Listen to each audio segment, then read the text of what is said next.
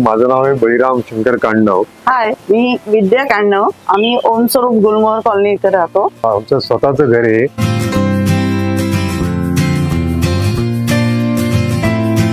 Solar बसवणं हा हेतू आमच्या जवळ 10 वर्षापासून आमच्या डोक्यात होता।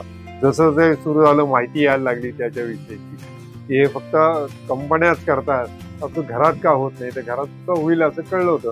पण थोडासा खर्चाचा तुम्हाला सांगितल्याप्रमाणे खर्च त्याच्यावर मोठा हे होता की मोठा होत्या, आणि यापूर्वी याच्यापेक्षा जास्त खर्च होता याच्यावर। त्यामुळे ते आम्हाला फिजिबल वाटत होतं। आम्ही जेव्हा घर बांधलं, राहायला आलो, प्रथम आम्ही इथं हे पाण्याचं वॉटर हीटर करून घेतलं पहिलं, वॉटर सोलर। त्याचा उपयोग बघता आम्ही लाईट्स, आणि आम्ही परदेशात गेलो होतो गुजरात, तिथं बऱ्याच भागांमध्ये हे लाईटचं होतं। मग आपल्याकडे का नाही, हा थोडासा मला हे झाला। इकडे आलो की आम्ही ते विचारायचो सर्व।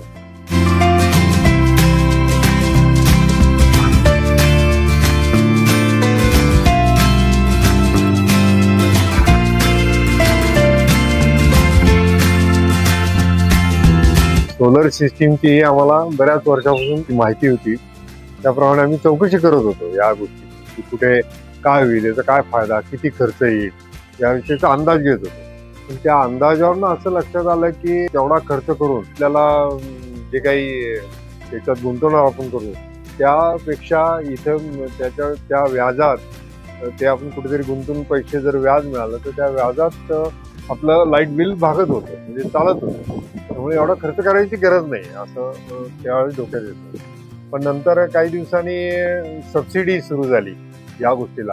सबसिडी पूर्वी सुरू झाली, ती सुद्धा कमी होती। त्याचा विचार करता सुद्धा हे काही एवढं फिजिबल वाटत नव्हतं की होईल आपल्याला। नंतर मग काही दिवसांनी असं PM मोदींकडून, पंतप्रधानांकडून जी योजना आली सूर्यघरची, त्या योजनेअंतर्गत मग आम्ही विचार केला। तेव्हा कळलं की आता सबसिडी पण वाढलेली आहे, आणि त्याचा खर्चाचा विचार करता ते परवडणार आहे हे। आणि लाईट बिल पण वाढलं आता, मागच्या महिन्यापासूनच एप्रिल पासून लाईट बिलामध्ये पण बरीच वाढ झाली। त्यामुळे आम्ही ठरवलं की आपण सोलर सिस्टीम घ्यायची असं ठरवलं। मग शोध सुरू केला।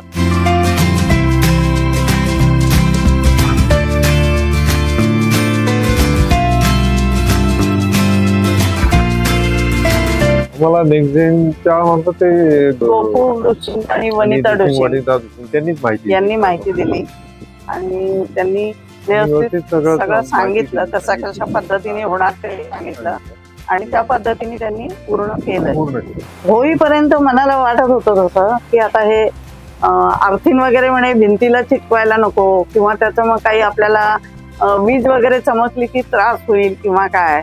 पण मग आम्हाला ते नेक्स्ट जेननी, त्यांच्या माणसांनी सांगितलं त्याचा काहीही त्रास होत नाही, आणि गच्चीवर याच्यावरही काही त्रास होत नाही। तर 1 मीटरवर करायचा विचार होता आधी, पण ते पण फिजिबल होत नव्हतं, कारण मीटर एक परत करावं लागत होतं।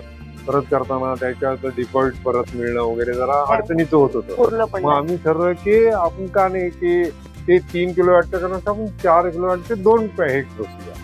त्याप्रमाणे आम्ही 2 किलोवॅटचे 2 हे केले। जनरेशन बघतो तर जनरेशन चांगलं होतंय, रोजचं 10 युनिट पर्यंत जनरेशन होतंय।